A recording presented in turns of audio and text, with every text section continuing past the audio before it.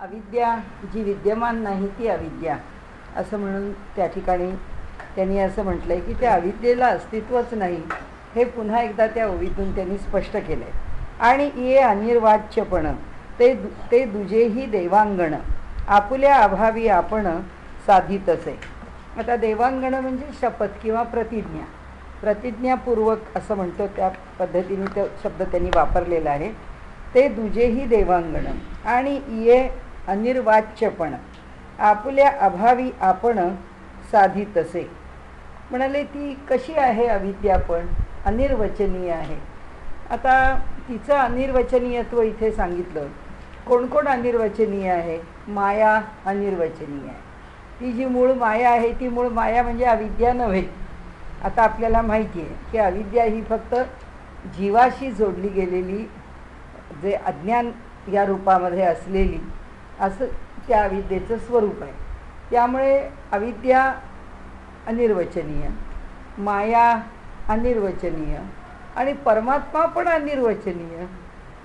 म्हणजे तो परमात्मासुद्धा अनिर्वचनीय. मग आपण जर सगळे एरवी गणित करतो तसं की गणेश किंवा गणपती बरोबर परब्रह्म, विष्णू बरोबर परब्रह्म, शंकर बरोबर परब्रह्म, गणपती बरोबर नंतर गायत्री म्हणजे सूर्य, ह्या ज्या पंचदेवी, ह्या ज्या पंचोपासना आहेत की गणेश, विष्णू, शंकर, देवी आणि सूर्य, म्हणजे हे जे 5 पंथ आहेत, गाणपत्य, शाक्त, शैव, वैष्णव आणि हे कुठला राहिला आपला गाणपत्यचा राहिला का नाही, सूर्याचा सौर. हां, तर त्यामुळे तो 5वा. असे 5 पंथ जे आहेत त्या 5 पंथांच्या मधल्या ह्या देवतांना त्या ठिकाणी ब्रह्मच मानलेलं आहे.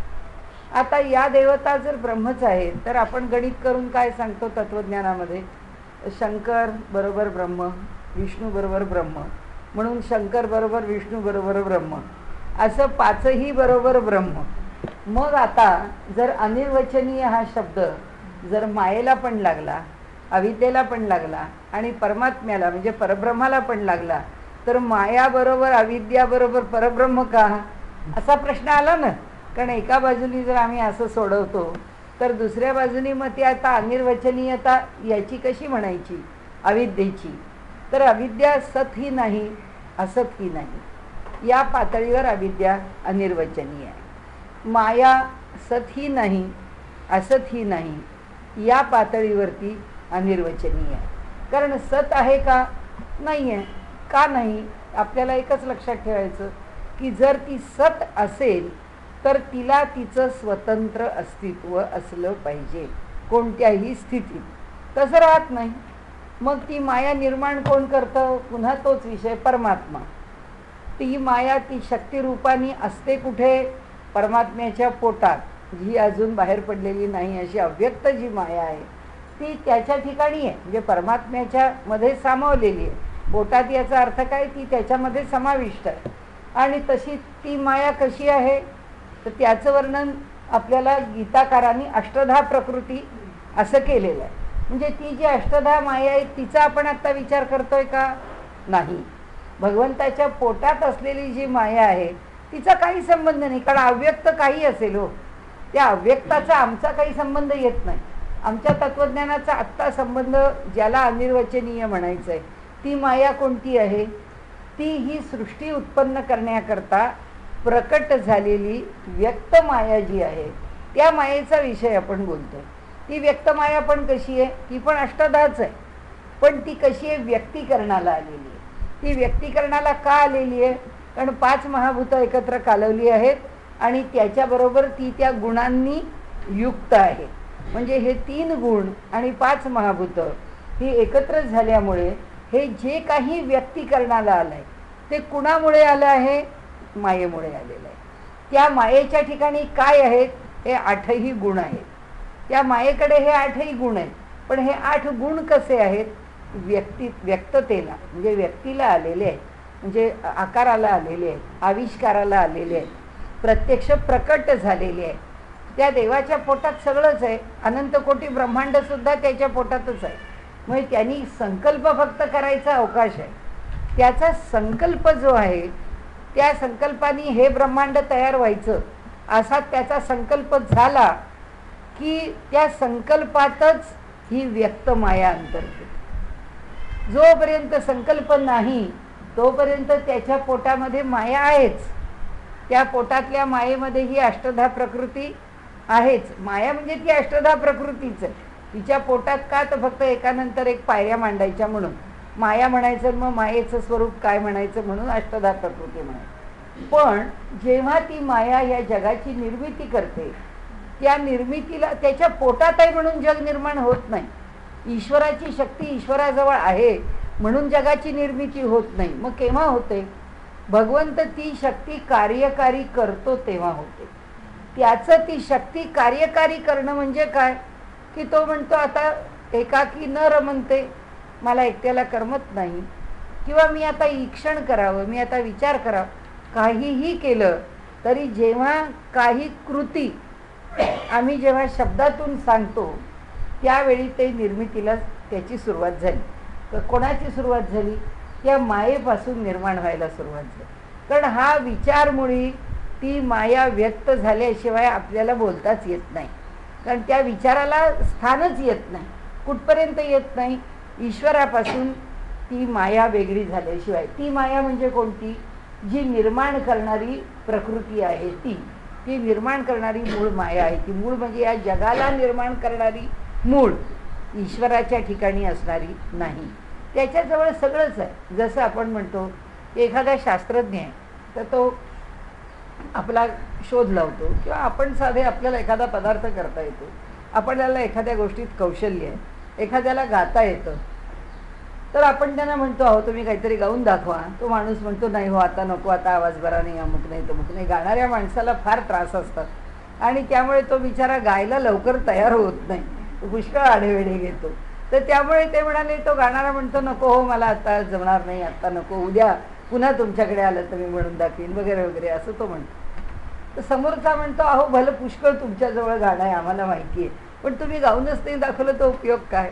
हे आम्हाला तुमचं ऐकायला मिळालं तर आहे, नाही तर तुमच्याजवळ आहे त्याचं काय? म्हणजे तसं ईश्वराच्या जवळ पुष्कळ निर्माण करण्याचं सामर्थ्य आहे, पण तो निर्माण करायला उद्युक्त झाला तर प्रश्न आहे. तुझ्याजवळ काय आहे याच्याशी आम्हाला काही नाही करायचं. तू निर्माण करायला काय तयार झालास ह्याच्याशी आमचा प्रश्न आहे किंवा संबंध आहे. मग कुठे संबंध आला? तो ह्या व्यक्त मायेशी आला. त्याच्याजवळ त्याची शक्ती म्हणून त्याच्यात अंतर्भूत असलेली त्याची जी स्वाभाविक शक्ती म्हणजे माया म्हणजे मूळ प्रकृती, हिचा काही संबंध नाही. पण जग निर्माण करणारी जी मूळ प्रकृती आहे ती मात्र कशी आहे? ती 5 महाभूत आणि 3 गुण यांनी एकत्र कालवलेलीच आहे. त्याच्याशिवाय ती जगाला निर्माण करते हा शब्द नाही. म्हणजे जगाला निर्माण करणारी माया म्हणजे ही कालवलेलीच माया आहे. आता इथे अनिर्वचनीय कोण कोण आहे? इथे ईश्वराची माया अनिर्वचनीय आहे. ईश्वराची माया अनिर्वचनीय म्हणजे ईश्वराला निर्माण करणारी शुद्ध सत्वोपाधिक माया, ती पण अनिर्वचनीय आहे. कारण ईश्वर तिचा आश्रय का घेतो? म्हणजे परमात्म्याला जे काही करायचं आहे ते करताना परमात्मा त्या प्रकृतीच्या आश्रयाने प्रकट करतो, तो नाही प्रकट करायला जात. म्हणजे जसा एखादा राजा आहे, तो राजा जसा आपल्या प्रधानाला सांगतो की हे आपल्याला असं असं करायचं आहे, आता याची व्यवस्था करा, की मग प्रधानजी त्यांच्या कामाला लागतात. तसं आहे की हा जो परमात्मा आहे त्याला जरी त्याच्या भक्ताला दर्शन द्यायचं आहे तरी तो नाही दर्शन द्यायला जात, तो त्या प्रकृतीला सांगतो की आता मला प्रकट व्हायचं. म्हणजे तिच्यावर त्याचा अधिकार जरी असला तरी सुद्धा तिच्या आश्रयाने तो प्रकट होतो, तो त्याच्या ठिकाणी होत नाही.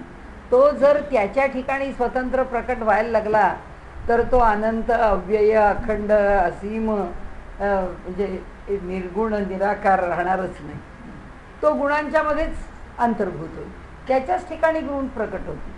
त्याच्याच ठिकाणी गुण प्रकट झाले की तो शांतच आहे मायेसारखा, तो विनाशीच आहे. म्हणून जो ईश्वर आहे तो ईश्वर तरी कुठे शेवटपर्यंत ईश्वर भावाला राहणार आहे? राहणार नाही आहे. त्या प्रकृतीचा आश्रय सोडला की तो ब्रह्मच आहे. आणि का नाही आहे? कारण त्यांनी त्याचं व्यक्त होण्याचं एक रूप घेतलंय. पुढे येणार आहे म्हणून आता आपण फारसं घ्यायला नको. म्हणजे समजा भगवंत रामरूपाने प्रकट झाला, प्रकृतीच्या आश्रयाने प्रकट झाला, परब्रह्मच प्रकट झालं, प्रकृतीच्या आश्रयाने रामरूपाने प्रकट झालं. आता तो परमात्माच आहे. मग तो परमात्माच आहे तर दुसऱ्या करता तो कृष्ण रूपाने प्रकट झाला. तुलसीदासांना रामरूपाने पाहिजे, तर म्हणाले ज्याला सूरदासांना कृष्ण रूपाने पाहिजे. ज्याला जे ध्यानप्रिय आहे त्या रूपात प्रकट झाला. याचा अर्थ रामरूपात प्रकट झालेला परमात्माच कृष्ण आहे असं म्हणा तर कोण मान्य करतं का? मान्य नाही करत. समर्थ म्हणतात येथे उभा का रामा मनमोहन मेघश्यामा. म्हणाले धनुष्यबाण काय केलं, सीतादेवी काय केल्या, कुठे गेलं, हे कमरेवर हात ठेवून तुम्ही इथे उभे राहिले कसे? पंढरपुरामध्ये त्यांनी जेव्हा पांडुरंगाला पाहिलं तेव्हा म्हणाले हे होऊ शकत नाही. तसेच तुलसीदास म्हणाले की अहो या ठिकाणी मी आलो, या वृंदावनमध्ये एक मंदिर रामाचं नाही. म्हणाले जिथं जा तिथे कृष्णाचं मंदिर. त्यांनी पण तसंच सांगितलं की म्हणाले तुला नमस्कार तेव्हाच करीन जब धनुष्यबाण लोहात, तुलसीदास तब नमय, तेव्हाच मी तुला नमस्कार करेन, तू रामरूपात पाहिजे. म्हणजे काय झालं, त्या ईश्वराला म्हणजे तो परमात्मा आणि तो ईश्वर, त्या ईश्वराला आकार दिला रामाचा, त्या ईश्वराला आकार दिला कृष्णाचा. वास्तविक तो जो रामाचा आकार घेतलेला आहे तोही ब्रह्मच आहे, कृष्णाचा आकार घेतला आहे तोही ब्रह्मच आहे. पण रामरूपामध्ये आम्ही त्याला बंदिस्त केलं, इथे कृष्ण रूपामध्ये आम्ही त्याला बंदिस्त केलं. मग आता कृष्ण राम नाही, राम कृष्ण नाही. कारण का, हे व्यक्ततेला आलं. हे जसं परब्रह्माचं रूप आहे तसंच मायेचं लक्षात ठेवायला पाहिजे की माया ईश्वराच्या पोटात आहे, ती माया व्यक्त नाहीच आहे. जसा परमात्मा अनिर्वचनीय आहे ना तशी ती अनिर्वचनीय, ती त्याच्या पोटातच आहे. तिची चर्चा आम्ही करायला लागलो तर ती तशी अनिर्वचनीय आहे. आणि हे कसं अनिर्वचनीय आहे? अविद्या ही अविद्या अनिर्वचनीय आहे, पण ती सत आणि असत ती काय आहे, ती प्रकट आहे. व्यक्ततेमध्ये जो व्यक्ततेचा भाग आहे, या व्यक्ततेच्या भागात आम्हाला हे व्यक्त आहे का अव्यक्त आहे, हे सत आहे का हे असत आहे, ह्याचा जेव्हा आम्हाला निर्णय करता येत नाही तेव्हा व्यक्ततेच्या प्रांतात व याच्याबद्दल काही सांगता येत नाही. जसं शास्त्रज्ञ म्हणतात की आम्हाला त्या इलेक्ट्रॉनबद्दल काही सांगता येत नाही. तो आउटरमोस्ट ऑर्बिटमध्ये आहे आम्ही म्हणतो, पण तो इलेक्ट्रॉन कसा वागेल, कसा बिहेव करेल आम्हाला माहिती नाही. त्याचा बिहेवियरल पॅटर्न आम्ही सांगू शकत नाही. कारण तो सोमवार मंगळ, त्यांनी विनोदाने लिहिलं आहे, पालखीवाल्यांच्या पुस्तकात आहे, सोमवार बुधवार आणि शुक्रवार ते म्हणाले तो वेव्ह फॉर्ममध्ये असेल, तर मंगळवार गुरुवार शनिवार तो बंडल फॉर्ममध्ये असेल, म्हणजे क्वांटम फॉर्ममध्ये असेल. म्हणाले आम्ही काय सांगणार की त्या ॲटमनी कसं असावं, त्या इलेक्ट्रॉननी कसं असावं, त्या इलेक्ट्रॉननी काय गती घ्यावी. म्हणजे त्यांच्या दृष्टीने इलेक्ट्रॉन काय आहे, अनिर्वचनीय आहे. कारण तो आत्ता वेव्ह होतो आणि तो आत्ता जर क्वांटम होतो तर जो राम आहे तो कृष्ण होतो, जो कृष्ण आहे तो राम होतो. असं जर होत असेल आणि हा व्यक्त राम दिसतो आणि हा व्यक्त कृष्ण दिसतो, तर त्यांच्यामध्ये जर बदल होत असेल तर आपण म्हणू हे आश्चर्य आहे. म्हणजे आज सकाळी देवळात गेलो आणि रामाच्या मूर्तीला नमस्कार केला आणि दुपारी नैवेद्य घेऊन गेलो तर ती मूर्ती कृष्णाची झाली. म्हणाले असं व्हायला लागलं तर मोठा अवघड आहे, आम्हाला कळणारच नाही की हा राम आहे का कृष्ण आहे. म्हणजे आम्हाला सांगणं अवघड आहे की हे मंदिर रामाचं आहे का कृष्णाचं आहे. म्हणजे व्यवहारात आपल्याला काय आहे, हे अनिर्वचनीयच आहे. तर हे जसं अनिर्वचनीय आहे तशी अविद्या अनिर्वचनीय. जसा परमात्मा अनिर्वचनीय आहे तशी नाही. परमात्मा अनिर्वचनीय कसा आहे, त्याचं अनिर्वचनीय असणं वेगळं आहे.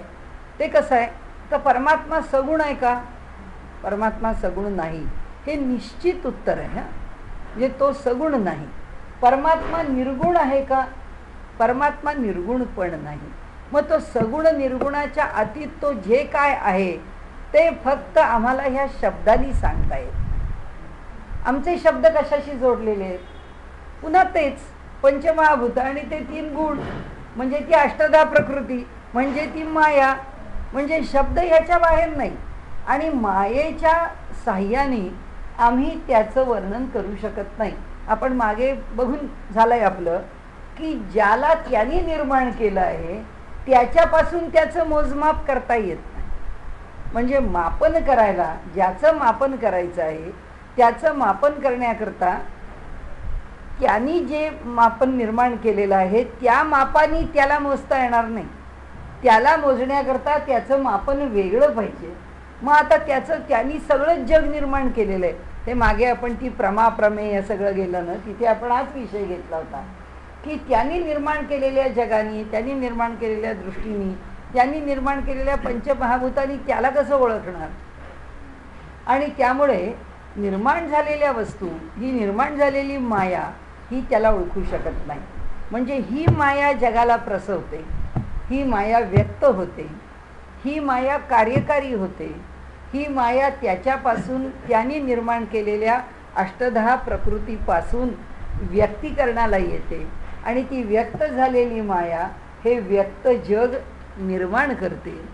तर हे जग आता त्या परमात्म्याला कसं ओळखेल? का नाही ओळखणार? कारण आम्ही त्याला सगुण म्हटलं, आम्ही त्याला निर्गुण म्हटलं. कोणाला म्हटलं सगुण निर्गुण? ईश्वराला. माऊलींनी काय म्हटलं? तुझं सगुण म्हणो की निर्गुण रे, सगुण निर्गुण एक गोविंदू रे. आम्हाला माहिती आहे आम्हाला आत्ता काय करायचं आहे, आम्हाला भक्ती करायची, म्हणून आम्ही तुला आत्ता गोविंद म्हणतो. म्हणजे आम्ही तुला आता भगवान म्हणतो, कृष्ण म्हणतो, विठ्ठल म्हणतो, काय व्यंकटेश म्हणतो, जे आम्हाला नाव त्याचं नरसिंह म्हणतो, आवडेल ते घेतो. हे व्यक्त नाव आम्ही घेतलं आहे. आता त्याला ह्या सगुणाच्या पार्श्वभूमीवर त्याला निर्गुण काय म्हणायचं आहे? जे हे सगुण नाही ते निर्गुण आहे, पण ते हे निर्गुण पण नाही आणि हे सगुण पण नाही. कारण निर्गुण कोण बोलत आहे? हीच अष्टधा प्रकृती बोलती आहे. आणि सगुण कोण बोलत आहे? हीच अष्टधा प्रकृती बोलती आहे. जेव्हा अष्टधा प्रकृतीच त्याचं सगुण आणि निर्गुण वर्णन करते, तेव्हा ह्या दोन्ही वर्णनात तो बसत नाही. या दोन्ही वर्णनांच्या तो पलीकडे आहे. म्हणून संतांनी असं म्हटलं, या घोटाळ्यात पडता कशाला? सगुण निर्गुण सगळा तो एकटा गोविंद आहे. आता व्यक्त आहे ना, आता आम्ही उपासनेला उभे, कारण आता आम्ही कुठल्या कांडात आहोत? एकदा त्याला सगुण निर्गुण म्हणायला लागलो याचा अर्थ आम्ही उपासना कांडात गेलो. आता आम्ही ज्ञानकांडात नाही राहिलो. इथे कोणती भाषा आहे? इथे ज्ञानकांडाची भाषा. इथे ज्ञानाच्या भाषेत बोलायचं. तिथे ईश्वराचं नाव घेतलं की उपासनेच्या भाषेत बोलायचं. त्यामुळे ईश्वराचं नाव घेतलं.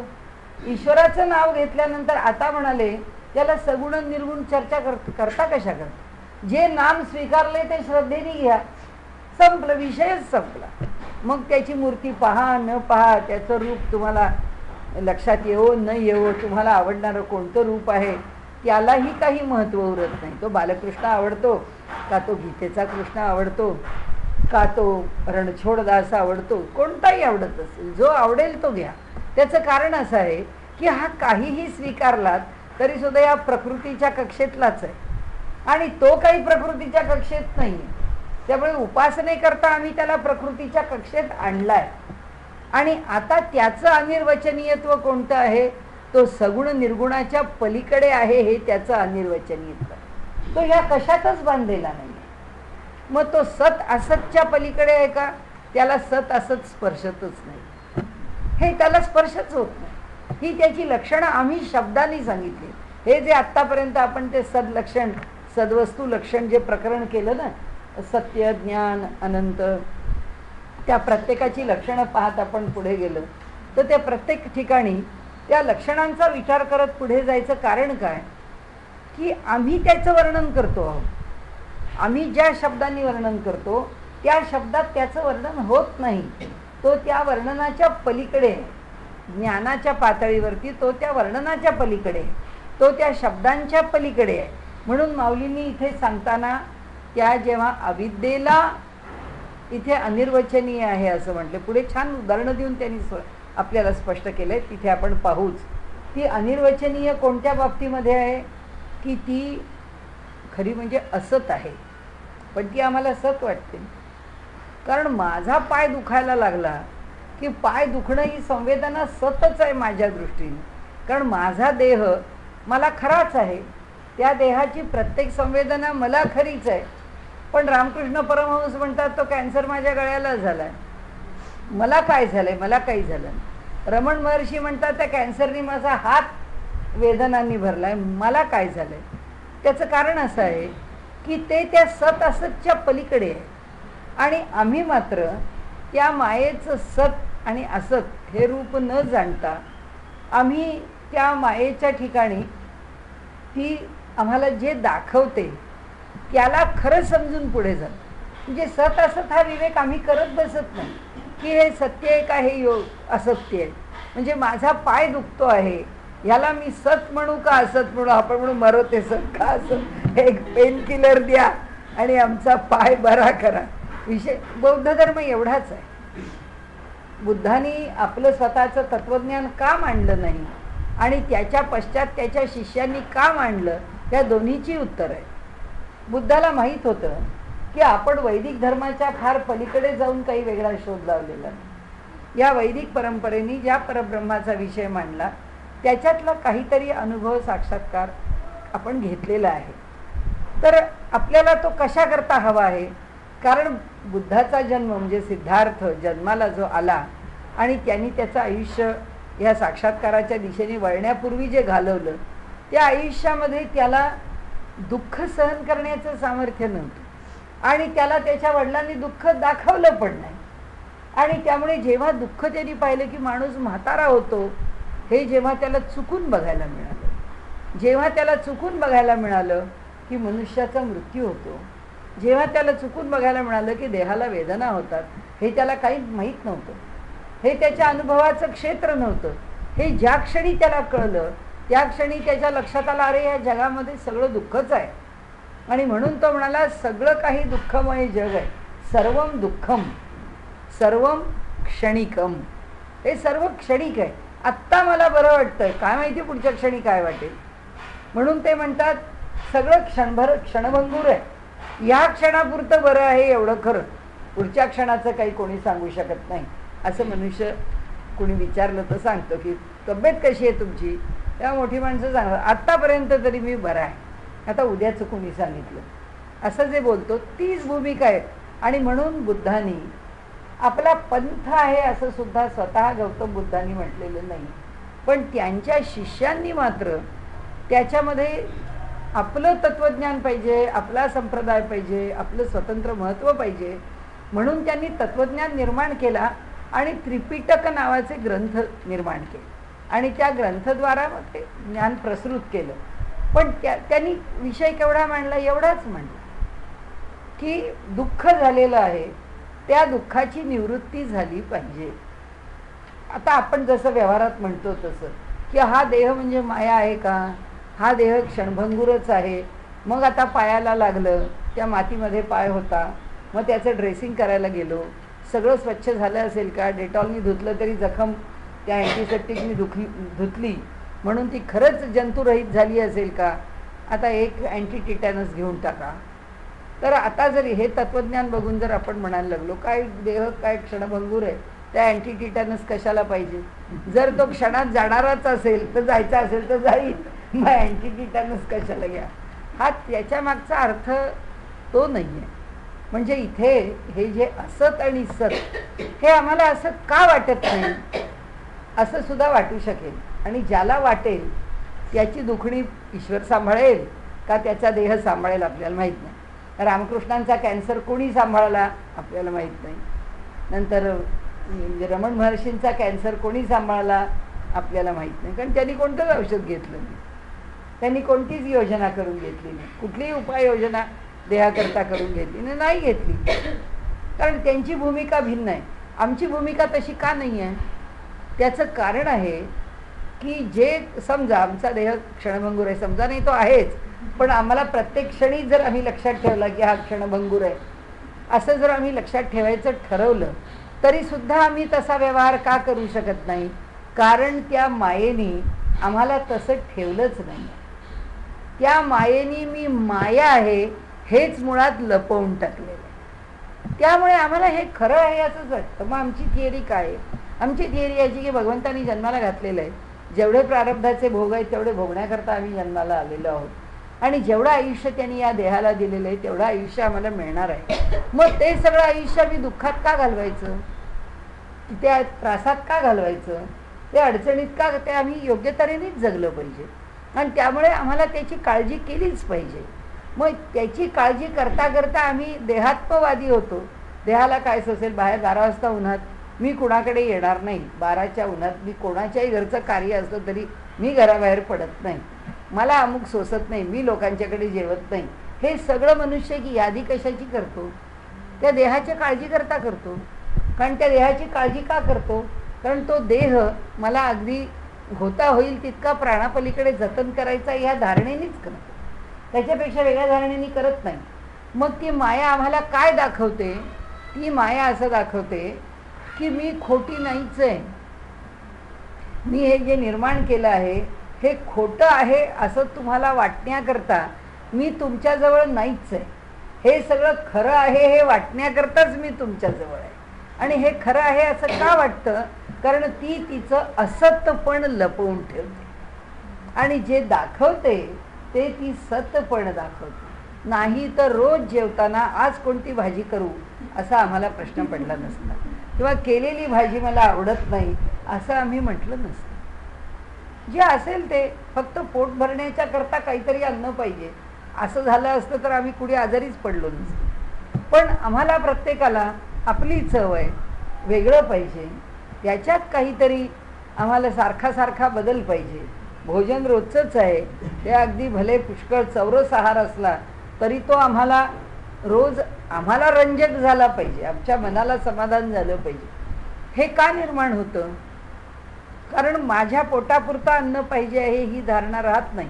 म्हणजे इथे जर शंकराचार्य आणि इथे जर अविद्येचं अनिर्वचनीयत्व ह्या दोन गोष्टी एक केल्या तर शंकराचार्यांच्या भाषेमध्ये आपल्याला जेवण जेवताना चव धरून जेवण्याची आवश्यकता नाही. जे समोर आलेलं हे किती आहे, हे एवढ्या कॅलरीज खायच्या आहेत आणि ह्याच्यामध्ये इतके प्रोटीन्स आहेत, इतके ॲमिनो ॲसिड्स आहेत, इतके कार्बोहायड्रेट्स आहेत, काय जे फॅट पर्सेंटेज त्यातलं जे जे आहे हे सगळं मोजलेलं आहे. हे एवढं बॅलन्स डाएट तुम्ही घ्या. मग त्याला चव आहे का नाही, त्याला मीठ आहे का नाही असले काही भानगड करायची नाही, एवढं फक्त खायचं. ही कोणती आहे? ही शंकराचार्यांची व्यावहारिक सत्ता आहे. तिथे अविद्या पोचतच नाही. म्हणून शंकराचार्य आपल्याला सांगतात की साधना काय आहे. पुरुषोत्तम दास टंडनांचं उदाहरण आहे. त्यांनी त्यांच्या आयुष्यामध्ये एकच व्रत केलं की जे खायचं त्याच्यामध्ये दुसरा पदार्थ मिसळायचा नाही. म्हणजे भात खायचा तर भात उकडून खायचा, भातात मीठ नाही घालायचं, भातात फोडणी नाही घालायची, भातात काही दुसरे वस्तूच घालायची नाही. भाजी खायची आहे, भाजी उकडून खायची. जे असेल ते, आता कच्चे सॅलड खायचं असेल तर ते नुसतं सॅलड खायचं, 2 पदार्थ एकत्र करायचे नाही. हे त्यांचं व्रत. ही व्यावहारिक सत्ता आहे. म्हणजे त्यांचा विचार जो आहे तो अविद्येच्या सत असतच्या पलीकडे आहे. फक्त त्या देहाला आवश्यक असणारं तेवढं देहाला पुरवतोय, ह्याच्या पलीकडे काही नाही. तर म्हणून इथे त्यांनी जे म्हटलंय ना की अविद्येचं अनिर्वचनीयत्व म्हणजे काय? अविद्या सत आणि असत उभयपक्षी आहे, पण आम्हाला ती सत असत कशी आहे हे कळत नाही. आम्ही फक्त तिच्या वेगवेगळ्या रूपामध्ये अडकत जातो. आम्हाला जेव्हा असत आहे तेच जेव्हा सत वाटतं तेव्हा जे करायचं नाही ते सुद्धा आम्ही करतो, कारण मनावरती मोह येतो. मोह हे पुन्हा अविद्येने आम्हाला दिलेलं एक वरदान आहे की आता हा पदार्थ खावासा वाटला, शरीराला सोसो की न सोसो, आता खाऊया. ही आमची अविद्याच आहे. हा एक भाग. दुसरा, आम्हाला तिथे रज्जू आहे पडलेला, त्याच्यावरती आम्हाला सर्प दिसतोय. त्या रज्जूवर जेव्हा आम्हाला सर्प दिसतो त्यावेळी आम्ही हातात काठी घेऊन मारायला गेलो तर ठीक आहे, पण ज्यावेळी त्या रज्जूवरचा सर्प आहे हे भान निघून गेलं आणि रज्जू आहे हे भान ज्यावेळी आम्हाला आलं त्यावेळी आता काठीचा काय उपयोग असं म्हणून आम्ही काठी बाजूला ठेवत नाही. आम्ही तरीसुद्धा कधी काठी मारतो, नाहीतर कधी त्या सापाला सत्य समजून व्यवहार करतो. म्हणजे तिचं सत आणि असतपण आम्ही दोन्ही स्वीकारतो. माऊलींनी इथे आम्हाला सांगितलं की ही जी अविद्या आहे ती अविद्या ही अशी अनिर्वचनीय आहे, ती सत असत आम्हाला सांगता येत नाही. म्हणजे एक मनामध्ये अजिबात संशय ठेवायचा नाही की परमेश्वराला सुद्धा अनिर्वचनीय म्हणतो, मग अविद्या कशी अनिर्वचनीय झाली? अविद्याचं अनिर्वचनीय आहे तर माया पण अनिर्वचनीय आहे.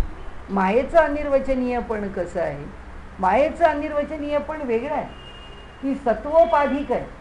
ती उपासनेकरता आता पुन्हा शंकराचार्य आणि ती माया घेतली तर शंकराचार्य म्हणतात, अहो तुम्ही रामाची भक्ती करता, अहो तुम्ही कृष्णाची भक्ती करता, ही उपासना किती काळ करणार तुम्ही?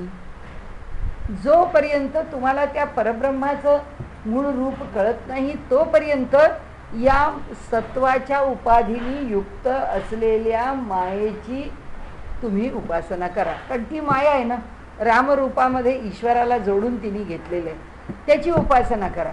पण ज्यावेळी ती उपासना करता करता मनातले हे सगळे संशय गेले त्यावेळी आता तुमचं उपास्य दैवत राम सुद्धा सुटलं पाहिजे आणि तुम्हाला ब्रह्म त्याच्याच साक्षात्काराचा, त्याच्याच प्राप्तीचा ध्यास पाहिजे. म्हणून त्याच्या प्राप्तीकरता जेव्हा तुमचं मन शुद्ध झालं, जेव्हा मनातल्या सगळ्या शंका संशय, मनातली जी मलिनता ती सगळी दूर झाली, आता ही जी उपासना आहे ती उपासना संपली. मग आता काय आहे? आता साधन चतुष्टय आहे. या मूत्र फलभोग विरह, नंतर साधन म्हणजे संपत्ती, षट संपत्ती साधनांची, मुमुक्षुत्व, नित्यानित्य वस्तू विवेक, या 4 गोष्टी त्यांनी सांगितल्या की या 4 गोष्टींनी तुम्हाला ज्ञान होईल आणि ज्ञान झालं की तुम्हाला कैवल्याची प्राप्ती होईल, पण ज्ञानानीच मोक्ष होईल. असं सांगून त्यांनी आमचा राम आणि कृष्ण हा फक्त त्या मनाला कळेपर्यंत मान्य केला. भक्तीने तसं नाही म्हणत. भक्तीने सांगितलं हेच परब्रह्म आहे, जे मिळवायचं आहे तेच शेवटपर्यंत आहे. म्हणजे ज्ञानाच्या कक्षेत आले की ही गडबड आहे आणि भक्तीच्या कक्षेत गेले तर ही गडबड काही नाही. ते सगळं सरळ आहे की देवाचं नाव घ्यायचं, घेतच राहायचं, देवाचं दर्शन झालं तरी घेत राहायचं आणि नाहीतरी अगदी बोलायचंच. तर तिथे कैवल्याचा साक्षात्कार म्हणजे तरी काय? तो जर त्या माणसाला साक्षात्कार व्हायचा असेल तर पुन्हा त्या परमात्म्याला कशाचा तरी आश्रयच पाहिजे की नाही? म्हणजे तो मायेचाच आश्रय करणार की नाही आणि मगच अनुभव देणार की नाही? मग अनुभूती ही जर तिच्या आश्रयाशिवाय नाहीच तर संत म्हणतात एवढा अट्टहास करायला सांगितलंय कोणी? काही गरजच नाही आहे. देवाचं नाव घेत बसावं, बस झालं, दुसऱ्या कशाची आवश्यकता नाही. पण मग आता इथे जर आपण भांडायला लागलो की कशा करता ज्ञान सांगताय तिथे, नाही आम्ही हा ग्रंथ वाच, म्हणजे ज्ञानाचा जो मार्ग आहे तो कसा जातो हे कळण्याकरता आम्ही हा ग्रंथ वाचतो. आता इथे भांडत नाही बसायचं, इथे भक्ती श्रेष्ठ आहे, ज्ञान श्रेष्ठ नाही आहे, भक्तीमध्ये असं सांगितलंय मग इथे काही भानगडच आहे, असला प्रकार नाही. जे चालू आहे, ज्या मार्गाचा विचार करतो तो मार्ग पुढे कसा जातो तो प्रश्न आहे इथे. आणि त्यामुळे इथे आपला प्रश्न काय आहे? इथे त्यांनी सांगितलं तसं अविद्या. आता आपल्याला हे एवढं सगळं आपण का काथ्याकूट केला? त्याचं कारण असं, परमात्मा पण अनिर्वचनीय आहे, माया, मूळ माया पण अनिर्वचनीय आहे. म्हणजे व्यक्त झालेली माया ही काही भगवंताच्या पोटातली म्हणून नाही, अगदी व्यक्त झालेली माया सुद्धा अनिर्वचनीय आहे. कारण ईश्वराच्या ठिकाणी आम्हाला कळत नाही. तो आम्हाला दर्शन देतो, तो आम्हाला आमच्याकरता तो काय काय करतो तिचा आश्रय घेऊन आम्हाला कळतं कुठे? म्हणजे आपण म्हणतो की हे अगदी देवाला बघवलं नाही, मला इतका त्रास दिला. पण जर खरंच कळायची वेळ आली आणि खरंच ते कशाचं फळ आहे हे समजायची वेळ आली तर ईश्वर म्हणतो याचं फळ इतकं गंभीर होतं, तुला एवढंच दिलंय. कारण का? तो ते परब्रह्म त्या मायेच्या आश्रयाने आम्हाला सांभाळत आहे. ते कसं सांभाळत आहे आम्हाला माहीत नाही, ते का सांभाळत आहे आम्हाला माहिती नाही. म्हणजे ह्या ठिकाणी त्यांनी का सांभाळलं, ह्या ठिकाणी का नाही सांभाळलं? आपण म्हणू देवा लहान लहान गोष्टीत सांभाळलंच, मोठ्या मोठ्या गोष्टीत आम्हाला हैराण केलंच. तो म्हणेल मला काय करायचं ते मी करतो, ते तू मला सांगू नकोस की हे सांभाळ आणि ते सांभाळ, मला जे सांभाळायचं आहे ते मी सांभाळीन. सांगण्याचा हेतू असा की ती जी मूळ माया आहे ती अनिर्वचनीय आहे, पण त्या मूळ मायेचं अनिर्वचनीयत्व ईश्वराशी जोडलेलं आहे. म्हणजे ती अनिर्वचनीयच आहे, ती सत आहे, ती असत आहे. अविद्येसारखी नाही आहे, ती सात्विक आहे. आणि ती सात्विक असल्यामुळे ती विवेकाशी जोडलेली आहे. ती सात्विक असल्यामुळे ती ईश्वराशी जोडलेली आहे. तिच्या ठिकाणी जे निष्कर्ष काढायचे ते या अविद्येपेक्षा भिन्न आहेत. या अविद्येच्या पातळीवरचे निष्कर्ष फार खालचे आहेत. आणि म्हणून त्यांनी इथे सांगितलं, त्या अविद्येचा घोटाळा तुम्ही आम्हाला सांगू नका. म्हणजे अनिर्वचनीय शब्दावरती आपण अडता कामा नये. परमेश्वराचं म्हणजे परब्रह्माचं अनिर्वचनीयत्व, मूळ मायेचं अनिर्वचनीयत्व आणि त्या मूळ मायेनी स्वीकारलेल्या ह्या दोन रूपांचं अनिर्वचनीयत्व. दोन रूप म्हणजे एक परब्रह्माच्या बरोबर शुद्ध सत्वोपाधिक माया आणि एक पुरुषाला पांघरून घालून, ज्ञानाला पांघरून घालून आम्हाला अज्ञानात ठेवणारी माया. ह्या तीन स्वरूप आहेत तिची. तर ह्या प्रत्येक स्वरूपामध्ये एक स्वरूप तर आपल्याला माहिती आहे ईश्वराच्या पोटातच आहे, त्याची चर्चा करायची आपल्याला गरजच नाही.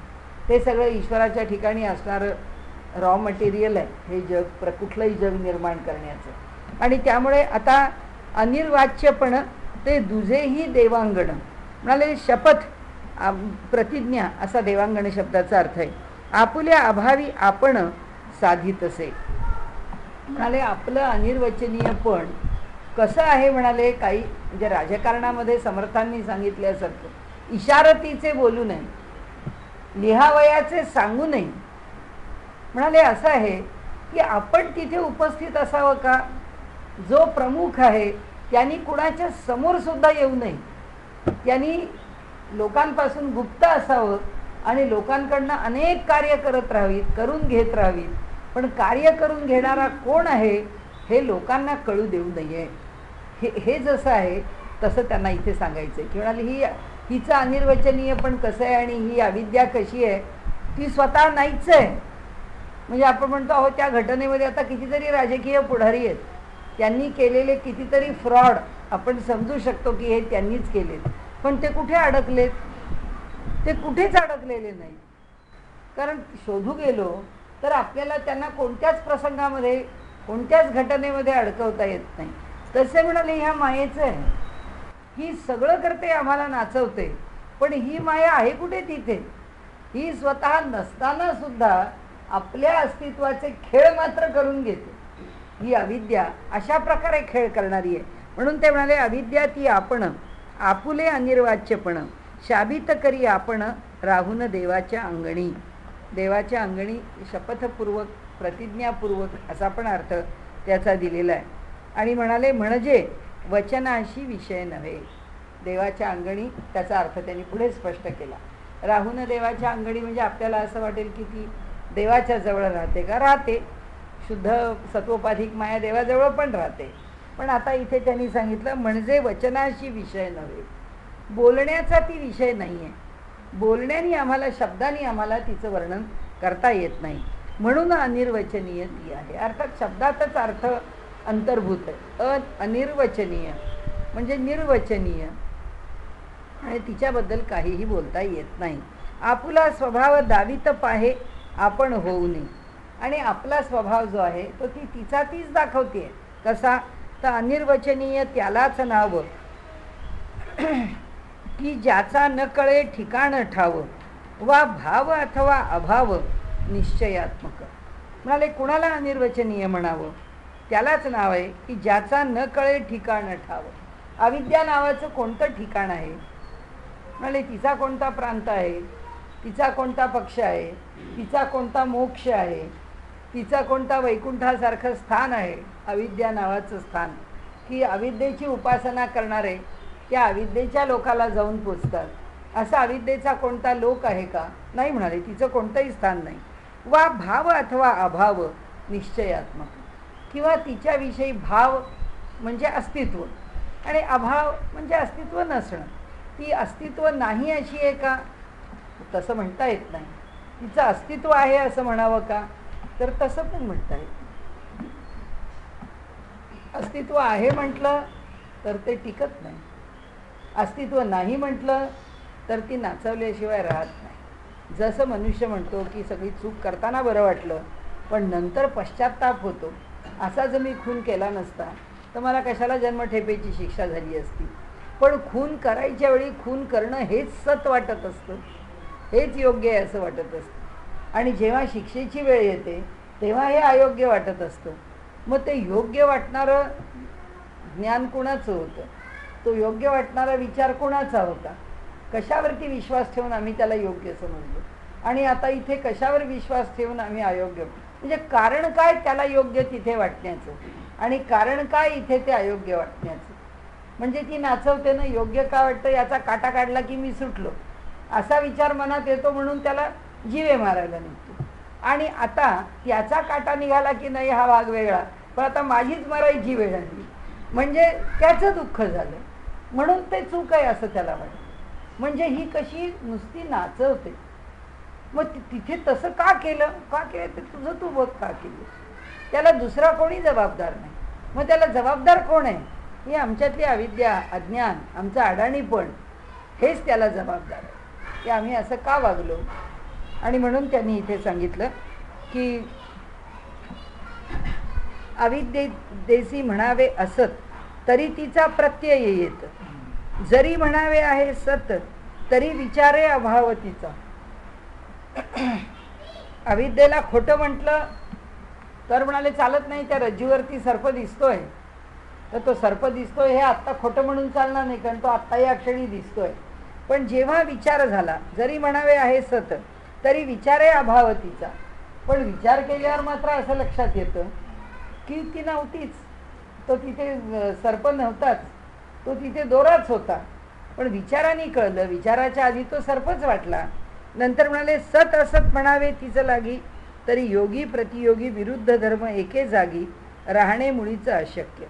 तिला एकाच वेळी उभय पक्षी म्हटलं की ती सत पण आहे आणि असत पण आहे असं जर आम्ही म्हटलं त्या अविद्येला, तर म्हणाले योगी आणि प्रतियोगी म्हणजे एका गुणधर्माशी लक्षणाशी जोडणारं आणि त्याच लक्षणापासून दूर करणारं अशी दोन लक्षणं तिच्याजवळ असू शकत.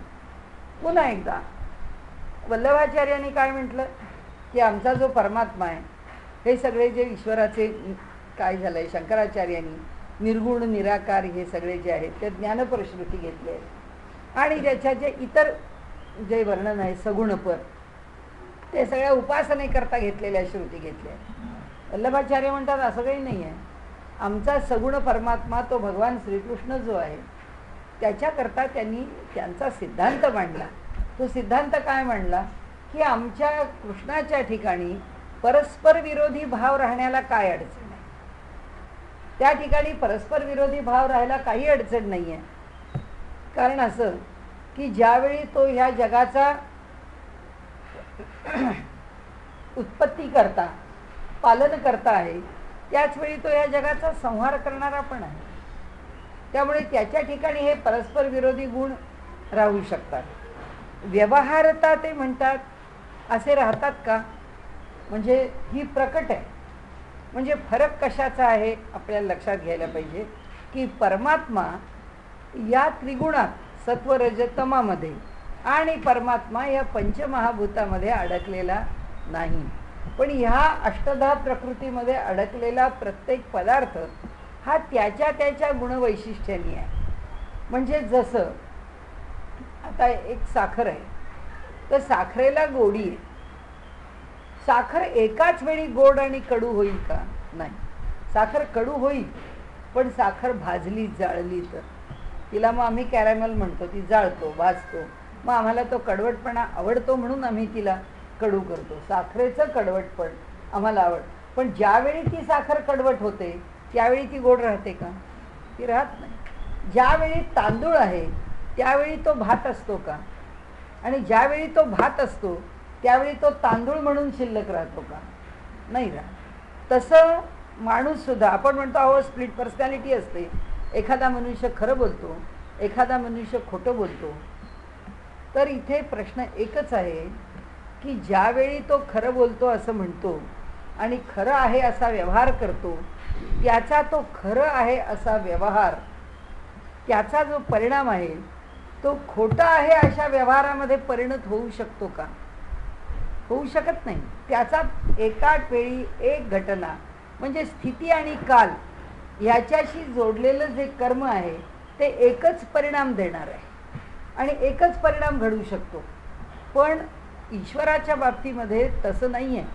त्याच्या ठिकाणी तो योगी आणि प्रतियोगी कसा आहे, तर एका भक्ताकरता जेव्हा तो ह्याच क्षणी धावून जातो तेव्हा त्या भक्ताला तो दर्शन देऊन त्याच्यावर कृपा करतो, आणि याच क्षणी एका भक्ताकरता धावून जाऊन तो त्याचा वध करतो. म्हणजे त्या क्षणाला तो 2 कार्य करतो, नाही शेकडो कार्य करतो. तो शेकडो ठिकाणी जातो, तो शेकडो भक्तांना शेकडो प्रकारांनी त्यांच्यावर कृपा करतो. मनुष्य एका वेळी सत्य तरी करील. मग आपण म्हणतो ना, तेव्हा आपण खोटं बोललो पण त्याचा पश्चाताप झाला, आता आपण खरं बोलूया. पण तो देश आणि काल संपला. आता देश आणि काल, स्थलकाल बदललं. तो ते स्थलकाल बदललं, स्थल बदललं नाही, काल तर बदलला. जर नसेल जागा बदलली तर काळ बदलला. पण देवाला त्याच क्षणी सगळंच करतो तो. त्या एकाच क्षणाला अनेकांचा संहार करतो, त्याच क्षणाला अनेकांना जन्माला घालतो, त्याच क्षणाला अनेकांचं पालन पोषण करतो, त्याच क्षणाला अनेकांवर कृपा करतो, त्याच क्षणाला अनेकांना शिक्षा देतो.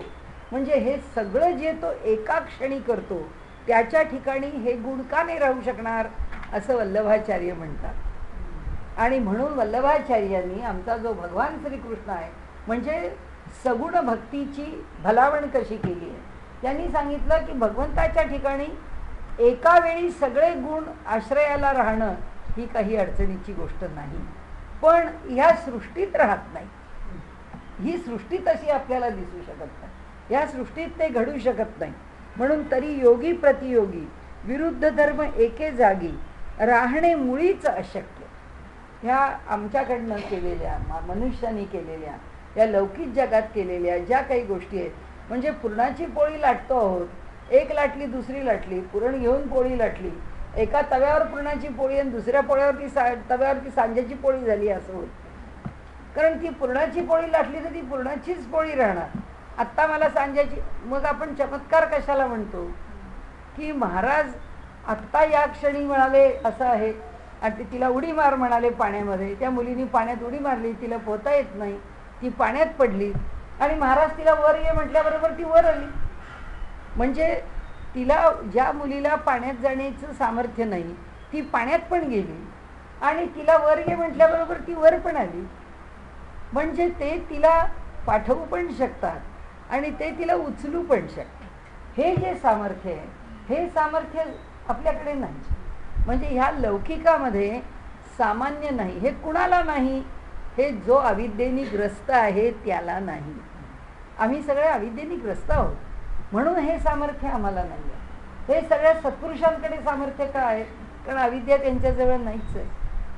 त्यामुळे म्हणून तर ते परब्रह्म आहे, म्हणून तर ते परब्रह्माचा जो व्यवहार आहे तोच व्यवहार ते करतायत.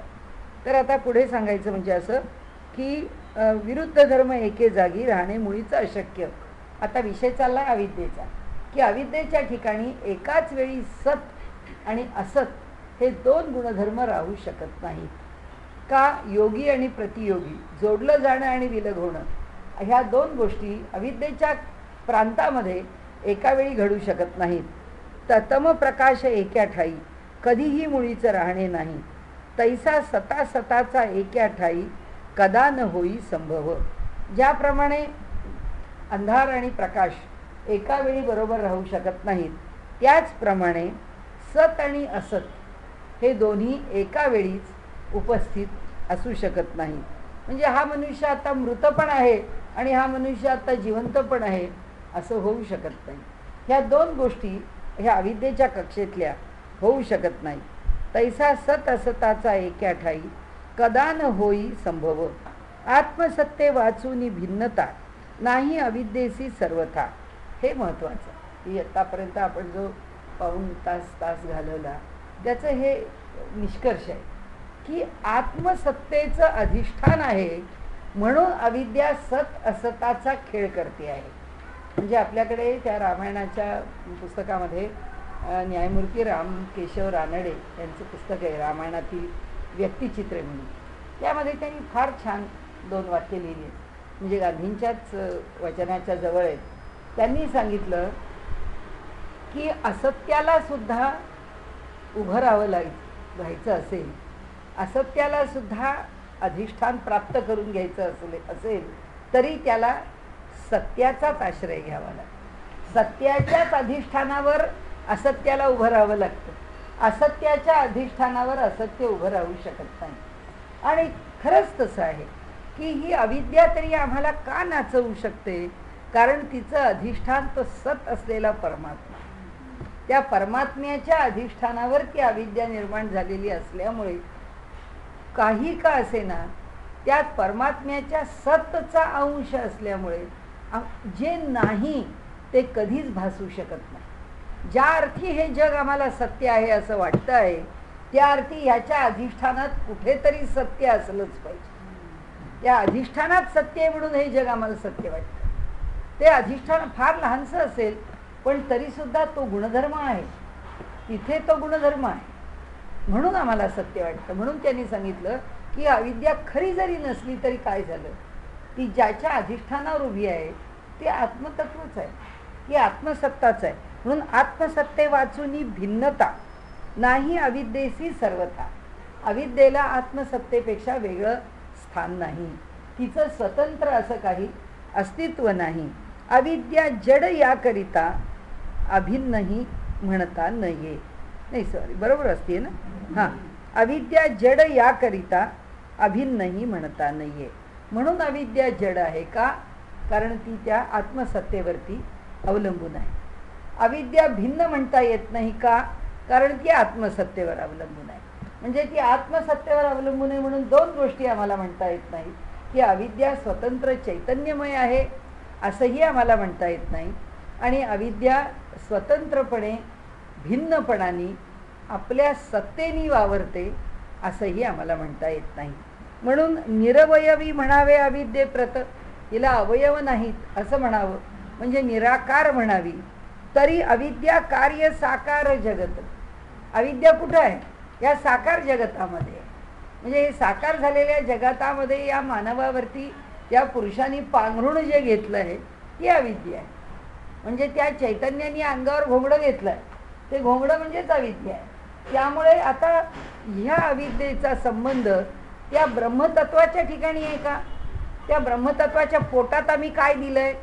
त्या ब्रह्मतत्वाच्या पोटात फक्त ती अष्टधा प्रकृती नावाची मूळ माया जी काहीही करत नाही ती तेवढी त्याच्याजवळ दिली आहे. बाकी दुसरा आत त्याच्या काहीच जात नाही. म्हणजे अविद्या त्याच्या आत जातच नाही.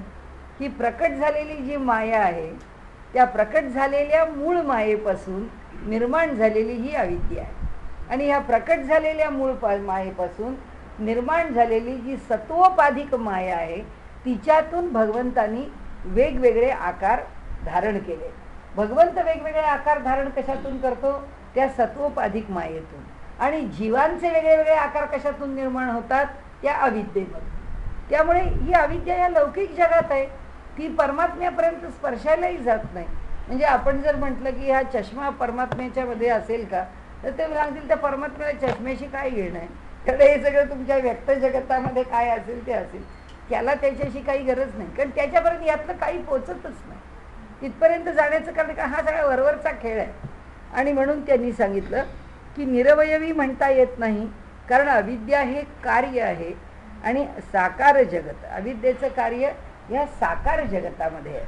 म्हणून अविद्या म्हणावे सावयवी, बरोबर बसते ना. तरी जगा आद्य कारण, तिला अवयवासहित म्हणावी तर ती जगाचं आद्य कारण आहे. आता समजा रामाने रामाचं रूप घेतलं तर रामाला कृष्ण म्हणून आता नाही जायचं, आता राम राम म्हणूनच राहणार. अविद्येने जर एक आकार घेतला तर अविद्येला दुसरा आकार घेताच येणार. परमात्म्याने आता राम म्हणून आकार घेतला की तो आकार रामच राहिला. अविद्येला जर एक अवयव दिला आम्ही, म्हणून तर आपण वर्णन काय करतो त्या परमात्म्याचं, सहस्र शीर्ष सहस्रपाद. त्याला हजारो मुख आहेत, हजारो हात आहेत, हजारो कान आहेत, हजारो पाय आहेत. पण नुसते हजारो हात पाय कान नाही आहेत. आपण म्हणू ते हजारो केव्हा संपून जातील. आता इथे कोट्यावधी अब्जावधी लोक जग निर्माण झाल्यापासून जन्माला येत आहेत, मरत आहेत, मग ते तुम्ही सहस्र सहस्र काय म्हणता? त्यांनी सांगितलं असं नाही आहे. जिथे कान आहे तिथंच डोळा आहे, जिथे डोळा आहे तिथंच हात आहे, तिथंच पाय आहे, तिथेच त्याची वाणी आहे. याचा अर्थ कोणत्याही चैतन्यमय भागातून वाणीचं स्फुरण आहे, कर्म इंद्रियांचं स्फुरण आहे, ज्ञानेंद्रियांचं स्फुरण आहे. आणि आम्हाला जे कळत नाही असं कर्तुम अकर्तुम अन्यथा कर्तुम असं कार्य करण्याचं सामर्थ्य पण आहे. म्हणून प्रतीक रूपाने पुन्हा शब्द वाचारंभणम विकारो नामधेया, पुन्हा तेच की बोलायला लागलं की काहीतरी मर्यादा पडते. तर तसं त्यांनी म्हटलं की काय म्हणणार मग, 1000 हातपाय म्हणणार. आता लाख म्हटलं तर तुम्ही म्हणाल कोटी का नाही म्हटलं, कोटी म्हटलं तर म्हणाले तुम्ही म्हणाल अब्ज का नाही म्हटलं, आम्ही आपला 1000 म्हटलं. असं उपनिषद आपल्याला सांगतात की 1000 आणि एकाच ठिकाणी सगळे एकाच ठिकाणी आहेत. याचा अर्थ त्या ठिकाणी कुणीच नाही. जेव्हा सगळंच एका ठिकाणी आहे तेव्हा त्या ठिकाणी काहीच नाही. मग त्या ठिकाणी काय आहे? त्या ठिकाणी सगळंच सामर्थ्य आहे, सगळंच करण्याचं सामर्थ्य त्याच्या ठिकाणी आहे. जसं व्यवहारात आपण म्हणतो आहोत ते बालगंधर्व किंवा सुहासिनी मुळगावकर एकपात्री प्रयोग करायच्या. एकदा इकडे शेला टाकला की, एकदा इकडे पदर टाकला की झालं, एकदा रुक्मिणी झाली, एकदा कृष्ण झाला. एकाच ठिकाणी आहेत ना रुक्मिणी आणि कृष्ण. आणि बाकीच्या संबंध नाटकातली छोटी मोठी पात्र पण तिथेच आहेत. म्हणजे फक्त त्या पात्राच्या करता ते सिग्निफिकंट काय जे प्रतीक रूपाने घेतलेलं असेल तेवढा त्याचा वापर केला की ते पात्र सुरू. तसं देवाच्या ठिकाणी एक नट जशा शेकडो भूमिका करतो तसं भगवंत एका वेळी एका स्थानावरनं कोट्यावधी गोष्टी करत असतो, असा त्याच्या मागचा विचार आहे. म्हणून त्याला अवयवी आहे असं म्हणता येणार नाही. ही अविद्या अवयवी नाही का? कारण एक माणूस एका प्रकारचा जन्माला घालायचा नाही. आणि असं जर झालं तिने एक आकार धारण केला असता की हा आकार अविद्या नावाचा आणि या अविद्येतून जन्माला यायचे, आपण सगळे छापाचे गणपती झालो असतो. कारण काही वेगळा आकारच आला नसता. आणि ती ज्या आकाराने युक्त आहे तोच आकार ती प्रोड्यूस करणार, दुसरं काय करणार? तिच्यापासून निर्मिती त्याच आकाराची होणार. तसं नाही, तिला कोणताच एक आकार नाही. मग ती कशातून निर्माण करते? मायाच निर्माण करते, मायाच अविद्या निर्माण करते. मग आकार कोण करतं? अष्टधा प्रकृती, 5 महाभूत आणि 3 गुण ज्या ज्या प्रकाराने एकत्र संयुक्त होतात त्याप्रमाणे चेहरे बदलतात, रंग बदलतात, उंची बदलते, हातापायांची ठेवण बदलते, सगळं बदलतं. पण हे बदलतं ऑल पॉसिबल परम्युटेशन कॉम्बिनेशन्स. आणि जगामध्ये ती होतच राहतात. नवीन नवीन नवीन नवीन जीव जन्माला येतच राहतो. आणि येणाऱ्या प्रत्येक जीवाकरता ती अविद्या आहे असं वेगवेगळं रूप. म्हणून ती सावयव नाही थापायला पाहिजे. म्हणून तरी जगा आद्य कारण. कारण का? तर ह्या जगाला निर्माण करणारी ती अविद्या आहे, ती मूलभूत कारण आहे. ती जगाची आद्य कारण म्हणून आहे आकार शून्य. ऐसा धर्म विलक्षण अविद्येचा. हा अविद्येचा जो धर्म आहे तो विलक्षण. आता कुठल्या मुद्द्यावर आले पुन्हा? की अनिर्वचनीय आहे. त्यांना ते सांगायचं आहे की तिला आम्ही सावयवी म्हणू शकत नाही, निरवयवी स्वीकारावं लागेल. तिला भिन्न म्हणू शकत नाही, ती आत्म्याशी अभिन्न आहे असं मानावं लागेल. अशा सगळ्या गोष्टी तिच्याशी चर्चा करता करता म्हणून अनिर्वचनीय शब्दांनी संबोधले तिज लागुनी. अनिर्वचनीय या शब्दा जाणी मिथ्यत्व आहे मुळीचं. इथे अनिर्वचनीय हा शब्द मिथ्या या अर्थाने आला आहे असं समजावं, असं भाष्यकारांनी सांगितलं. माऊलींनी फक्त ओवी सांगितली. आणि ये अनिर्वाच्यपण ते दुजेही देवांगण आपुल्या अभावी आपण साधी तसे. म्हणाले इथे ती अनिर्वचनीय आहे, अगदी शपथपूर्वक प्रतिज्ञापूर्वक. म्हणाले तिचं जे दुजेपण आहे ते काही वर्णन करता येत नाही. त्यांनी जे देवांगण म्हटलंय ना, आपुल्या अभावी आपण साधित असे. आपल्याशिवाय आपल्याला ती सिद्ध करत असते. आपल्याशिवाय का? कारण ती कुणीच मूळ नाही आहे. मूळ आत्मा हेच तिचं अधिष्ठान आहे. आत्मा ह्या अधिष्ठानावरती ती अविद्या ह्या लौकिक जगाला निर्माण करते. त्या मूळ मायेच्या स्फुरणाने, तिच्या इच्छेने, इच्छेपेक्षा सुद्धा शक्तीने, तिच्या शक्तीने निर्माण करते. तिच्या शक्तीने ती काय निर्माण करते? पहिल्यांदा अविद्या. मग ती अविद्या निर्माण झाली की ती अविद्या हे सगळं भिन्न भिन्न नाही. शब्द कुठेही वापरला म्हणजे कोण निर्माण करतं हा, तर फरक काही पडत नाही. हे सगळे वेगवेगळ्या प्रकारांनी एकच आहेत असं समजून जरी आपण पुढे गेलो, आपल्याला काय लक्षात ठेवायला सोपं आहे? 5 महाभूत आणि 3 गुण हे लक्षात ठेवायला सोपं आहे. तेवढंच लक्षात ठेवा. आपल्याला जर अविद्या म्हणजे काय वेगळं लक्षात ठेवायचं आहे मूळ माया म्हणजे काय वेगळं लक्षात ठेवायचं आहे, तसं लक्षात ठेवावं. पण आता इथे त्यांनी आपल्याला अनिर्वाच्यपणं आणि एक अगदी मनामध्ये बिलकुलही संदेह न ठेवताना परमात्म्याचं अनिर्वाच्यपण याचा संबंध अविद्येच्या अनिर्वाच्यपणाशी अजिबात नाही. मायेशी असणारं अनिर्वाच्यपण हे त्या मिथ्या शब्दाशी जोडलेलं आहे आणि परमेश्वराशी असणारं अनिर्वाच्यपण ह्या लौकिक जगाला याचं वर्णन करता येत नाही, त्याला पाहता येत नाही. आमच्या 11ही इंद्रियांनी त्याचा आम्ही वेध घेऊ शकत नाही, म्हणून तो अनिर्वचनीय आहे. आणि म्हणून उपनिषदांचं वचन आहे, यतो वाचो निवर्तन्ते अप्राप्य मनसासह. जिथून वाणी मनासहित परत येते ते परमात्म्याचं स्वरूप आहे. या जगातली कोणतीच गोष्ट त्याच्यापर्यंत पोचत नाही, म्हणून तो अनिर्वचनीय आहे. आणि हे सगळं मिथ्या आहे, म्हणून हे अनिर्वचनीय. मिथ्या आहे पण मिथ्या भासत नाही, म्हणून हे अनिर्वचनीय.